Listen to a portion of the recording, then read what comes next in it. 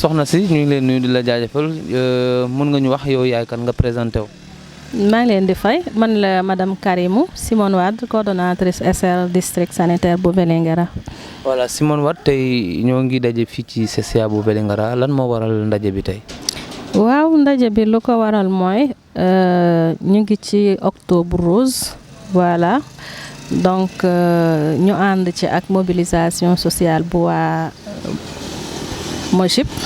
n'est-ce pas organisé donc ak district sanitaire bu Vélingara. ok mobilisation boobu noonu comme ni nga ko waxee octobre rose bi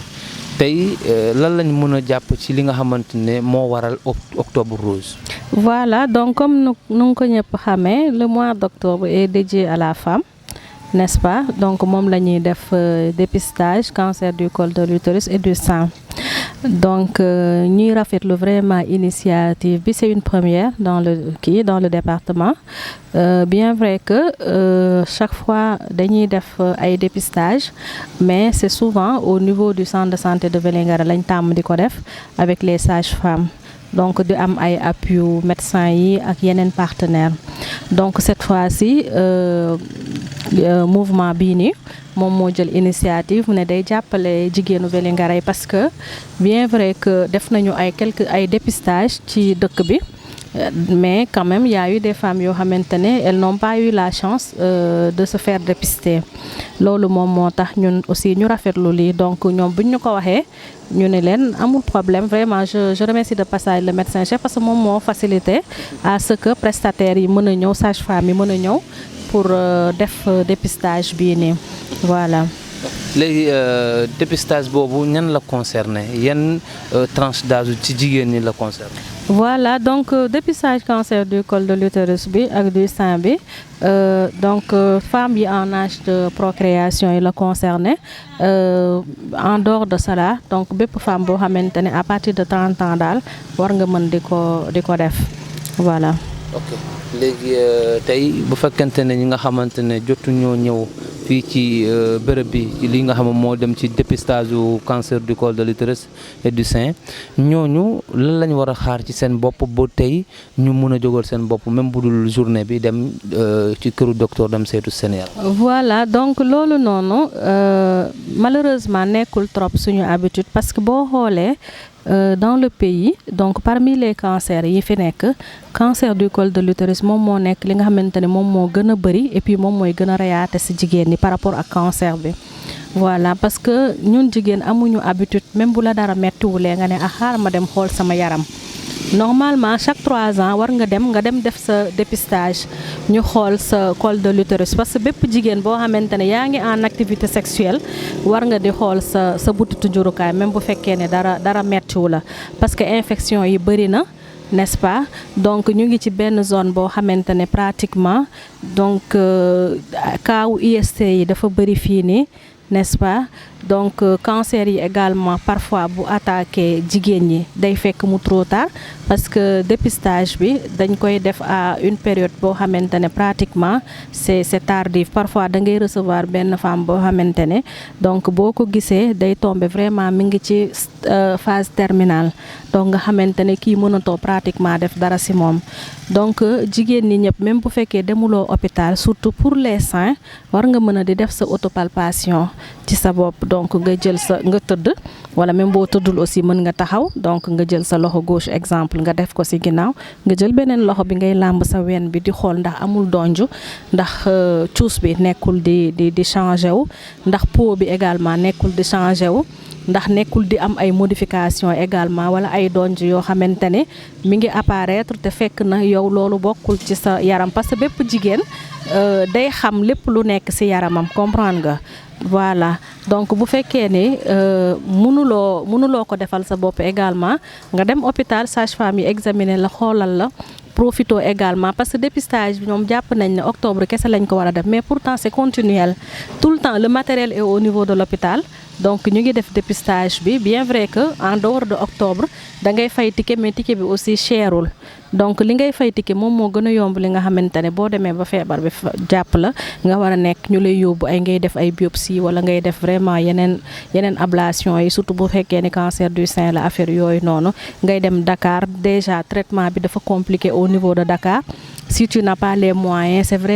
vraiment difficile pour femmes yi. Donc d'où l'intérêt vraiment d'aller se dépister très très tôt. Voilà, donc vraiment octobre rose bi occasion la boo xamante ne donc ci jigéen ñi dañ ci war a di ci profito te si déjà si axe yi ñu jot a def rek on a eu des cas, on a eu beaucoup de cas. On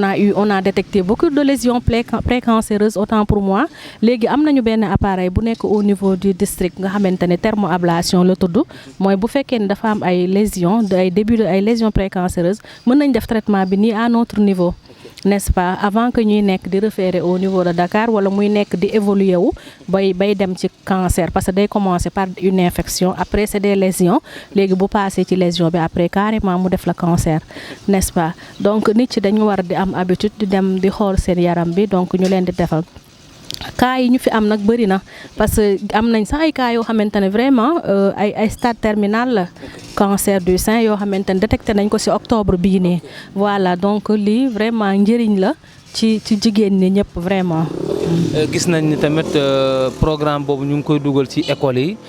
loolu pour lan la ñu koy dugal ci école yi pour xale yi mun cee bénéficier. voilà ma kontaan trop ci question boobu noonu parce que c'est un problème boo xamante ne daf ñu soxal trop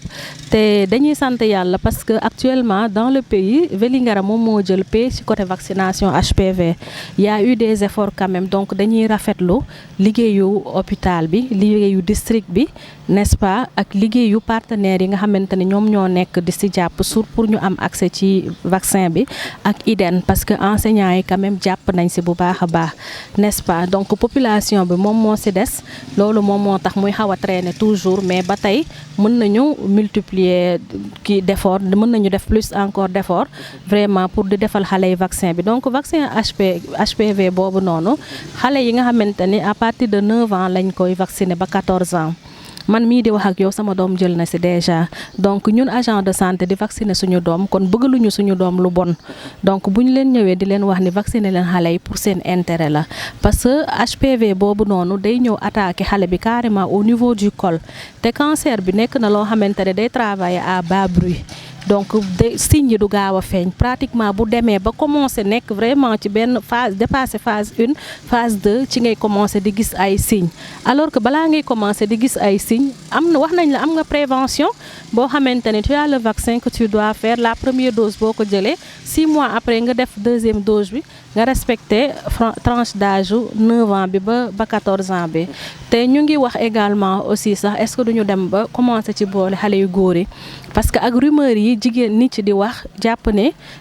dañoo bëgg xale yi bañ a am doom looloo tax ñuy vacciner Sénégal du accepter loolu ñu fiy dugal vaccin boo xamante ne pour tere seeni ay doom di am parce que ñun ñii ci suñu bopp bu ñu loolu leeroon duñu jël suñu doom di leen vacciner voilà donc vraiment intérêt wu suñu doom yi la intérêt wu population bi la vraiment parce que boo xoolee léegi xale yi surtout am nañ zone boo xamante ne accouchement yi dafay teel sexualité précoce bi xale yi dañuy teel a ëmb fekk vraiment amaguñu ay 18 ans voilà te HPV bi noonu day logé wu foofu noonu ci col bi rek moom toog fa di liggéey di xaar multipartenariat yi mooy nga nekk kii tey suba nekk kee nekk keneen infection yu bëri yi nga xamante ne duñ ko traité n'est-ce pas donc yooyu yëpp bokk na ci yi nga xamante ne dafay gën a favoriser cancer du col de l'utérus bi. maa ngi tudd Mariama Ba dëkk Vélingara. Mariama lan moo waral sa teewaay fii ci journée ñi waa MOJIP organisé tey. waaw dama ñëw rek xool sama yaram ci ñaari cancer yi benn bi ñu naan ko cancer du sein muy jàpp ween bi ak deuxième bi ñu naan ko rek cancer du col de l'utérus maanaam bi jàpp butitu njurukaay bi xam nga ñun dañu nekk ci zone boo xam ne pratiquement octobre rose ba octobre rose la ñuy am occasion bi moo tax comme jotuma ko woon def boobu ba léegi ma ne comme am naa occasion bi ñëw fii non seulement biir Vélingara la soriwut mais également c'est gratuit loolu moo ma fi indi doole sant sunu borom ndax xool nañu ma alhamdulilah gisuñu dara. donc tey ñi lay seetaan ci sa morom yi nga xamante ne dañuy am ñaari xel ñii ne tey su ma demee forcé dañ may piqûre wala lan nga mën a waxal ñi nga xamante ne amuñu ci information bu gën a am solo pour ñu leen di tere ñëw di vacciner wu wala di def test bi ñi toog seen kër tey loo leen di waxal. xanaa di leen soññ rek genre yi bu ñu ko déggee nañu dox nañu bàyyi diw naan diw wax la nii diw wax na fii amul kenn ku ñu fi vacciné d'ailleurs amul kenn ku ñu fi piqûre donc boo duggee sax doo fa gis benn matériel boo xam ne yemoo na wala rek nuroo na ak luy piqûre da ngay ñëw ñu xool say ween bi ba pare ñu xool li ma wax butitu njurukaay bi donc nañ rassuré wu que ne fii amul lenn loo xam ne dinañu ko def boo xam ne day indi gàllankoor seen wàllu wér-gu-yaram parce que nag ñi ko organisé ay jigéen lañu comme ñun li ñu bëgg rek mooy jàppale ñu donc suñu ay sœur lañu suñu ay yaay lañu suñu ay tante lañu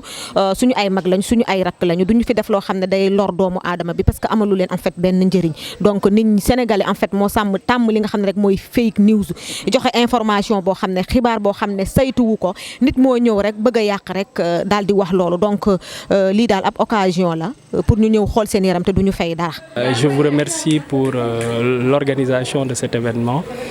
dañu fi ñëw tey pour dépister ñaari cancer ñaari feebaru jigéen à l'occasion donc du mois d'octobre qui est en train d'être bouclé. Que ñaari cancer yi ñu dépisté si bi ci njëkk mooy cancer du col de l'utérus bi ci topp muy le cancer du sein ñaari feebar la yoo xamante ne bi ce sont des calamités parce que diagnostic bi daanaka suñ koy def fekk na feebar bi wëy te àgg foo xamante ne bi récupérer ko day jafe. Gannaaw loolu il y a également une calamité sociale, c'est-à-dire socialement faju bi lu jafe la ci mbokk yi lu jafe la ci ki feebar jafe ci njabootam te li ci ëpp feebar la buy tas kër buy tas njaboot miraas daanaka nit ki balaa mu koy yóbbu ni muy feeñe nag ci nit mandarga yi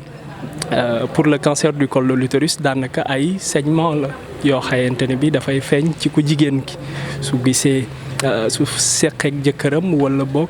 en dehors des règles maanaam lu bokkut ak muy gis ay réglam bokk na ci également ci signes yi am ay mettitu naq yu bëri par rapport nag ak bosu sein bi moom le diagnostic est essentiellement basé ci feeñ gu ween bi di senn di génne meew ndox wala deret boole kook am donj di metti yooyu yëpp ci signes yi la bokk alors intérêt wu def dépistage bi tey c'est que ñaari feebar yooyu yëpp dafa am possibilité de dépistage donc de diagnostic précoce c'est-à-dire on a la possibilité ñu gis feebar yi très tôt faj ko ci faj gu yomb éviter à la fois calamité bi am ci wàllu paj mi mais également calamité bi nga xamante ni bi dafay am ci wàllu njaboot gi mooy miraas gi nga xamante ni bi daanaka dina ko miraas ñëpp alors chance boobu nag suñu ko amee dañu koy saisir parce que ñun personnel de santé loolu moo ñu gënal teel a gis teel a faj su ko defee muy ñun di maladie ñëpp nekkandoo ci jàmm alors chance boobu la ñu offrir tey ñu ñëwoon def ci dépistage bi à Vélingara mu nekk une zone assez reculée comparé à la zone centrale Dakar et c'est une occasion qu'on magnifie. Un événement vraiment très important dans lequel on remercie vraiment les organisateurs en pensant que dinañu ko mën a defaat at yi di ñëw. Nous avons eu par rapport au cancer du col de l'utérus un dépistage de 2 cas pour le moment qui ont été positifs. À côté de cela, nous avons également dépisté 2 cas de nodules du sein, c'est-à-dire ay doñ yoo xamante ne bii gis nañ ko ci weenu ay jigéen te mu doon lu ñu mën a toppatoo balaa moo law di indi leneen. Yaakaar naa globalement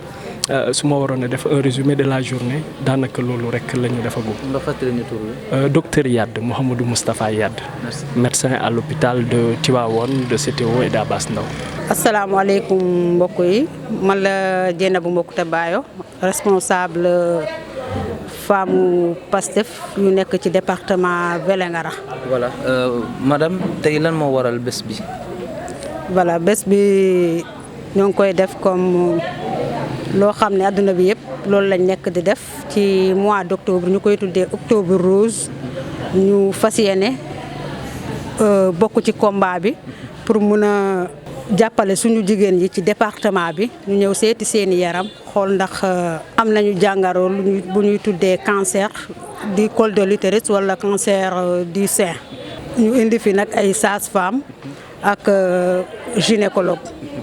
gis nañ ne depuis suba si jigéen yaa ngi ñëw ndax mën nañ lan lañ mën a jàpp ci seen satisfaction ndax li ngeen gis ci jigéen ñi doy na leen wala li ngeen yaakaaroon gisoo leen ko. bon satisfaction am nañ ko mais bëggoon nañu lu ëpp lii daanaka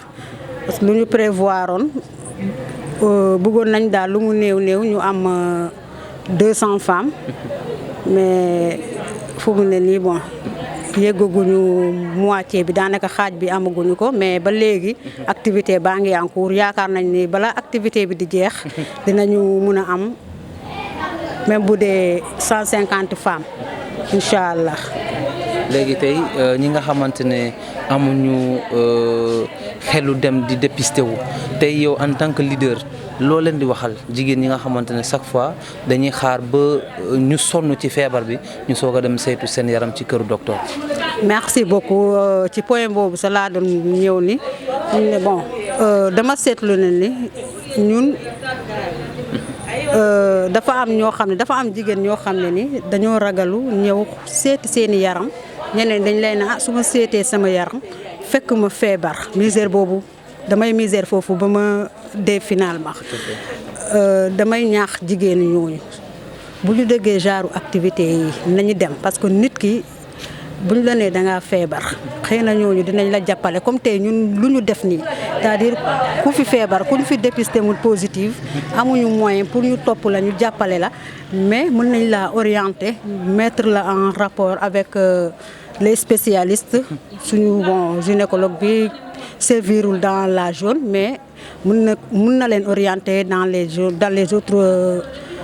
départements comme Kolda wala ñu dem dans la région de Tamba foo xam ne peut-être boo dëkkee fii bu dee Tamba moo la gën a jege nga dem Tamba gis gynécologue kooku suivre la bu dee Kolda moo la gën a arrangé tamit nga dem foofu kooku suivre la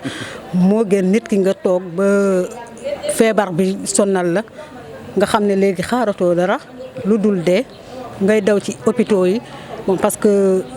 médecin tamit dafay faj rek nga dem mu lay bindal garab sa xaalis di dem yoot nga xam ne ni lii moom mënoo fii mucc ñëw xool sa yaram moo gën ngay toog ba nga feebar soog a daw dem hôpital loolu laay ñaax jigéen ñi bu ñu gisaatee lii am xëy na tey bii yoon affaire bi dem na ba rëcc ñeneen ñi bon am na ñoo xam ne nag comprendre nañu importance su activité bi parce que ñu bari ñëw nañu fi bon ñoo xam ne nii c'est des mamans vraiment voilà am nañu comprendre mais ba léegi des na surtout ci yeneen communes yi. monsieur Guèye gis nañ ne tey jigéenu mouvement Pastef bu département Vélingara ñu organiser journée bi jëm ci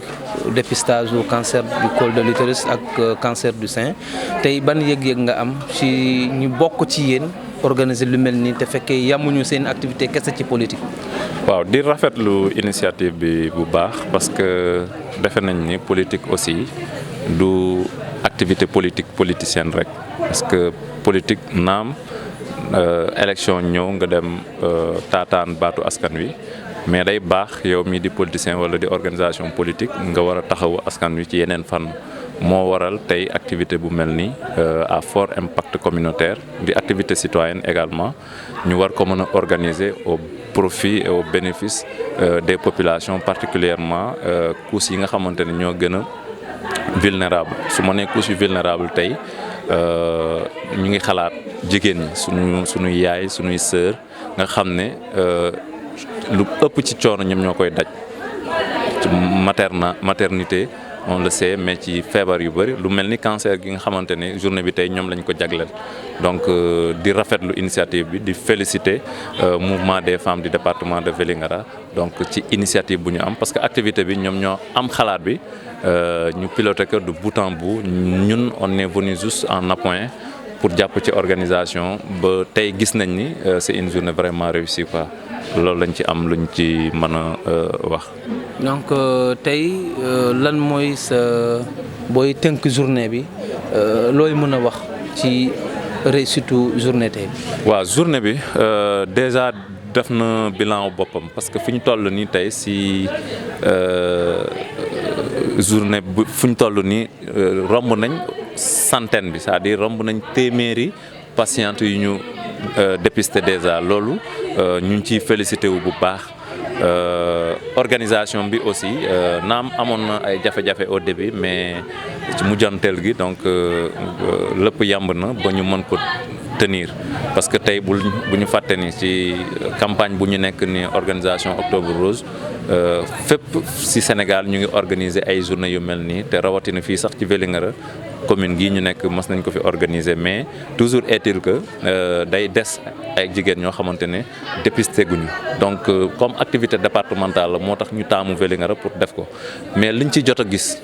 suba ba tey ci wàllu organisation matériel dispositif bi donc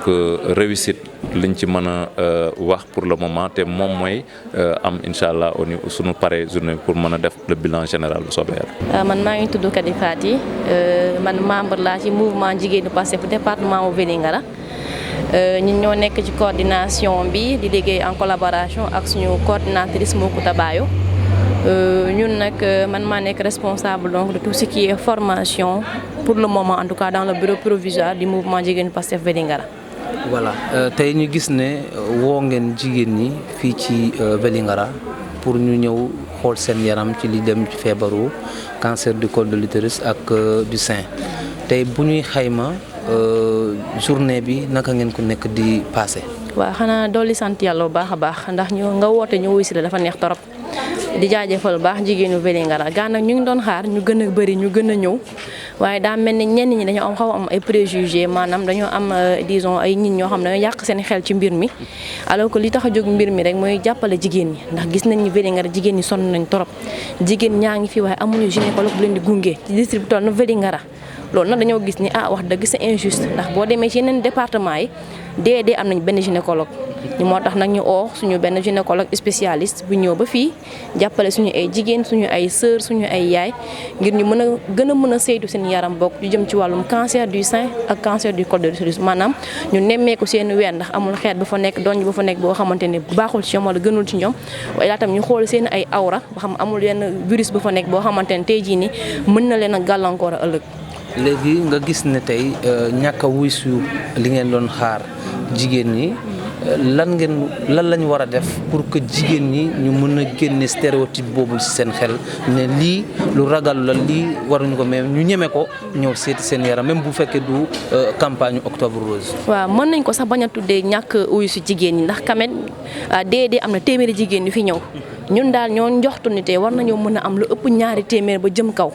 waaw mën nañ ko jàppee noonu waaye nag jàpp naa ni tey jii nii lépp communication la rek maanaam tey bu ñu demoon gën a leen a jege di leen gën a nemmeeku di leen gën a sensibiliser gën a waxtaan ak ñoom di leen xamal ni que li ñuy woote ni de du ay caaxaan dëgg la ndax am na ay cas yoo xamante ne tey jii nii mën na am ñu am ci ñenn ñoo xamante ne ñëw nañ fi te am nekk ci ay cas de cancer ñooñu dañuy soxla tey suivi te suivi ku koy def gynécologue la te gynécologue amu fi loolu gën a tax tey ñu jël initiative boobu waaye dinañ leen gën a jege incha allah ndax yoon yemul ci benn ñun lu ñu bëgg mooy bañ a yem biir Vélingara commune génn ci 14 communes nekk ci biir département bi commune bu nañu dem am fa benn campagne de sensibilisation ak également dépistage ndax lu ñu bëgg mooy jigéen mi fu ñu ngi mënta nekk muy jigéen ñi ne ci àll bi ñi ne ci dëkk yi ci dëkk yi kaw yooyu noonu ñëpp mën cee bénéficier loolu daal mooy suñu mbébét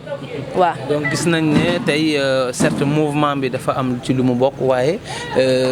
li nekk ci doomu aadama tax na boo ñëpp doon benn say maanaam district sanitaire bi ak seen mouvement tey ngeen am collaboration bu rëy bi tey lan mooy sa mbégte fu mu toll ci seen collaboration. waaw xanaa gën a kontaan rek gën a kontaan ndax gis nañ ni vraiment tey jii nii suñu collaboration politique maanaam teewul médecin chef mu yónnee ñu ay agent ñoo jàppale ñu ci journée bi ndax tey ku ne consultation ne dépistage ne sage-femme ne gynécologue te Vélingara ginnaaw ba amuñu ko sage-femme yi fa war a mën a nekk pour jàppale population bi tey ñoom bu ñu ñëwee teew fi vraiment depuis suba gi ba léegi ñoo ngi fi toog ñu consulter ay plus de 100 femmes loolu mbétti la ci ñun. mbétti la ci ñun daf ñuy gën a sonj ñu gën koo yokk gën a yokk activités yi gën koo mën a financer financement boo xamante ne day war ndax ñu gën a yokk ñu gën koo yaatal daal waaw. ok looy tënkee. xanaa di leen jaajëfal baax a baax di jaajëfal waa Iwakili groupe jaajëfal jigéenu Vélingara ñu fi uy ñëpp ñu jotul ñëw tamit di leen wax ni ko yoon yemul ci benn daan ko def incha allah ci yeneen i anam peut-être dañ koy gën a yaatal gën a wàcc ci kon yi gën a waxtaan ak ñoom gën a dugg ci biir dëkk yeeg yoom seen en tout cas ñun daal lu ñu tax a jóg ñun waa jigéenu Pastef mooy fexe ba tey jigéen ñi am autonomie jigéen ñi mën a am seen i wër-gu-yaram jigéen ñi mënal seen bopp ndax réew mën a jëm kanam te yaakaar naa lii premier pas la lii boo seetee bokk na ci activités yi ñu njëkk def ci biir département bi kon maanaam loolu lay jëm kanam rek incha allah leen ñaan xanaa ngeen gën ñoo jàpp rek incha allah ci mbir mi waa kay jërë ngeen jëf